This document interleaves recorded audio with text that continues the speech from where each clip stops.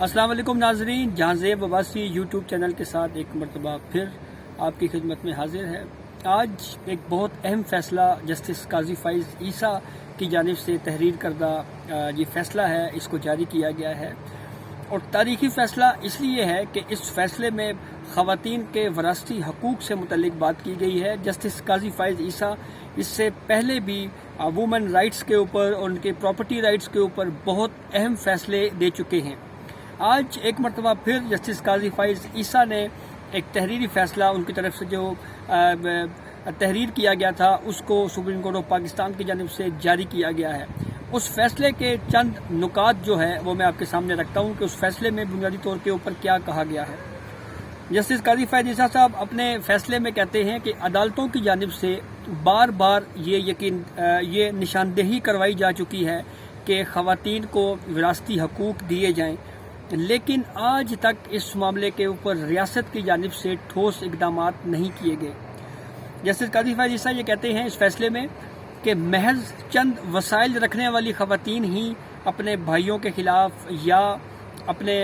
عزیز و اقارب کے خلاف پراپرٹی کے حصول کے لیے عدالتوں سے رجوع کر پاتی ہیں۔ یہ بہت اہم پوائنٹ ہے۔ ہم دیکھتے ہیں کہ نظام عدل کو افورڈ کرنا ہر آدمی کے بس میں نہیں ہے، کیونکہ یہ بہت مہنگا نظام ہے۔ ظاہری بات ہے، جب آپ ایک کورٹ میں جاتے ہیں تو آپ کو وکیل کرنا پڑتا ہے، اس وکیل کے لیے آپ کے پاس ایک فیس ہونی چاہیے اور اس فیس کے بغیر آپ کورٹ سے رجوع نہیں کر سکتے۔ اسی مسئلے کی طرف جسٹس قاضی فائز عیسیٰ نے نشاندہی کی ہے اور انہوں نے یہ کہا ہے کہ محض چند وسائل رکھنے والی خواتین ہی وراثتی جائیداد کے حصول کے لیے عدالتوں سے رجوع کر پاتی ہیں۔ اس کے بعد جو دوسرا مسئلہ پیش آتا ہے سائلین کو، اس کے اوپر جسٹس قاضی فائز عیسیٰ نے بات کی اور کہا کہ جب یہ چند وسائل رکھنے والی خواتین اپنے وراثتی جائیداد کے حق کے لیے عدالتوں سے رجوع کرتی ہیں تو عدالتوں کا جو نظام انصاف ہے وہ بہت سست روی کا شکار ہے، یعنی بہت سلو پروسیس ہوتا ہے۔ جتنے بھی ہمارے یہ جو سول کیسز ہیں، پراپرٹی کے کیسز ہیں، وہ بہت سست روی سے چلتے ہیں۔ اس کے بعد وہ آگے چل کے جسٹس قاضی فائز عیسیٰ یہ کہتے ہیں کہ یہ جو حالیہ کیس ہے جس کو ہم نے سنا، یہ 4 فورم سے ہوتا ہوا سپریم کورٹ میں آیا اور آج جب ہم نے اس کیس کا فیصلہ کیا تو یہ 13 سال لگ گئے۔ یعنی ایک عام سائل کو ایک پراپرٹی کا کیس جو ہے وہ اس کو کنکلوڈ کرنے کے لیے 4 فورم سے ہوتے ہوئے وسائل رکھنے کے باوجود 13 سال کا عرصہ لگ گیا۔ تو یہ وہ اپنے نظام عدل میں جو موجود نقائص ہیں ان کی طرف نشاندہی کر رہے ہیں اور یہ کہہ رہے ہیں کہ جو جوڈیشل سسٹم ہے اس میں جو نظام انصاف کی فراہمی ہے وہ کتنا کمزور ہے، کتنا سلو پروسیس ہے۔ آگے چل کے جیسے قاضی فائز عیسیٰ یہ کہتے ہیں کہ عدالتوں کے ذریعے وسائل اور وقت ضائع کر کے انصاف حاصل کرنے کے بجائے ریاست پاکستان اگر ایسے ٹھوس اقدامات کرے تو اس کی بدولت ایک تو لوگوں کے، خواتین کے جو وسائل ہیں وہ بھی بچ سکتے ہیں، دوسرا ان کو وقت کا ضیاع بھی جو ہے وہ نہیں ہوگا۔ یعنی یہاں پر جیسے قاضی فائز عیسیٰ یہ کہنا چاہ رہے ہیں کہ اگر ریاستی سطح کے اوپر ایسے قوانین موجود ہوں، ایسے ٹھوس اقدامات کیے جائیں تو یہ کیسز، جیسے یہ کیس ہے 13 سال میں اس کا فیصلہ ہوا ہے، تو اس وجہ سے قاضی فائز عیسیٰ کہہ رہے ہیں کہ اگر ریاستی سطح کے اوپر کوئی ایسے فورمز موجود ہوتے، ٹھوس قانون سازی ہوتی، دیگر ادارے موجود ہوتے تو خواتین کو 13 سال تک اپنی وراثتی جائیداد کے حق کے حصول کے بجائے ان کو بروقت اور فوری اپنا حق مل سکتا تھا۔ جسٹس قاضی فائز عیسیٰ آگے چل کے کہتے ہیں کہ محکمہ مال میں کرپشن ہے، وہاں پہ بھی بدعنوانی ہے، اس کے علاوہ جو سسٹم ہے ہمارا وہ بھی ایک کمزور شخص کے ساتھ استحصال کرتا ہے، ان کی ایکسپلائٹیشن کی جاتی ہے۔ جیسے قاضی فائز صاحب آگے چل کے بہت اہم بات کرتے ہیں۔ آگے انہوں نے یہ کہا کہ خواتین کو ان کی وراثتی جائیداد سے محروم کرنا دراصل خواتین کو معاشی اور ان کی جو خود مختاری ہے اس سے محروم کرنے کے مترادف ہے۔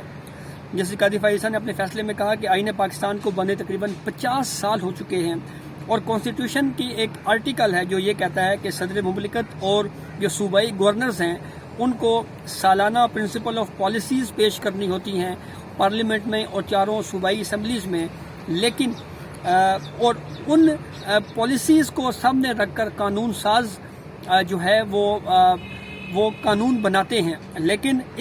یہ جو آئینی ذمہ داری ہے اس کو صدر مملکت اور گورنرز نے اس کے اوپر عمل درآمد نہیں کیا، جس کے باعث قانون سازی بھی نہیں ہو سکی۔ جیسے قاضی فائز عیسیٰ نے یہ کہا ہے کہ امید ہے صدر اور گورنرز اپنی یہ جو کانسٹیٹیوشنل ان کی اوبلیگیشن ہے، آئینی ذمہ داری ہے، وہ اس کو پورا کریں گے۔ تو خواتین کے حقوق سے متعلق یہ بہت اہم فیصلہ ہے۔ اچھا، اس کے علاوہ ایک دوسری خبر جو وہ بھی انتہائی اہمیت کی حامل ہے، وہ ہے chief justice Sindh high court کی سپریم کورٹ میں بطور ایڈ ہاک جج اپوائنٹمنٹ۔ ہم نے دیکھا کہ یہ معاملہ جب جوڈیشل کمیشن میں آیا تو chief justice Sindh high court نے ایڈ ہاک جج کے طور پر اپوائنٹ ہونے سے صاف انکار کر دیا۔ پھر اس کے بعد جوڈیشل کمیشن کی میٹنگ ہوتی ہے، میٹنگ میں 4 ووٹ ہوتے ہیں، 4 ووٹ حق میں دیے جاتے ہیں کہ ان کو 1 سال کے لیے ایڈ ہاک جج اپوائنٹ کیا جائے، اور 4 ووٹ یہ کہتے ہیں کہ یہ بطور ایڈ ہاک جج اپوائنٹ نہیں ہو سکتے۔ اٹارنی جنرل فار پاکستان کا یہ موقف تھا کہ chief justice Sindh high court کی رضامندی کے بغیر آپ ان کو اپوائنٹ نہیں کر سکتے، اگر وہ رضامند ہوں تو پھر آپ ان کو بطور ایڈ ہاک جج لگا سکتے ہیں۔ اس کے بعد chief justice Sindh high court نے دوبارہ جوڈیشل کمیشن کو یہ کہا کہ وہ ایڈ ہاک جج کے طور پر سپریم کورٹ میں تعینات ہونے کے لیے رضامند نہیں ہے۔ لیکن اس سب کے باوجود دلچسپ بات یہ ہے کہ اب لاء منسٹری نے ایک نوٹیفیکیشن جاری کیا ہے، اور اس نوٹیفیکیشن میں یہ کہا گیا ہے کہ صدر مملکت سے درخواست کی جاتی ہے کہ chief justice Sindh high court کی 1 سال کے لیے بطور ایڈ ہاک جج تعیناتی کا جو پروسیس ہے اس کو مکمل کیا جائے اور ان کی اپوائنٹمنٹ کی جائے۔ اب ایک طرف chief justice Sindh high court خود سپریم کورٹ میں ایڈ ہاک جج آنے پر رضامند نہیں ہے، دوسری جانب لاء منسٹری کی طرف سے یہ نوٹیفیکیشن جاری کر دیا گیا ہے اور یہ پروسیس چلایا جا رہا ہے، تو یہ بہت ہی عجیب صورتحال ہے، اور یوں لگ رہا ہے کہ جیسے سپریم کورٹ آف پاکستان ایک طرف ہے،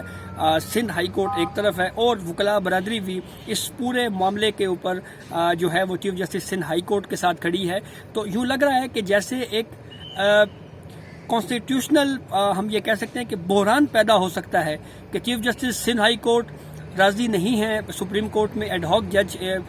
کے طور پر آنے کے لیے، جبکہ سپریم کورٹ کہہ رہی ہے کہ نہیں آپ آئیں۔ تو اب دیکھنا یہ ہے کہ یہ معاملہ بھی کس طرح حل ہوتا ہے، اور اگر اس معاملے پہ اگر مزید شدت اختیار ہوئی تو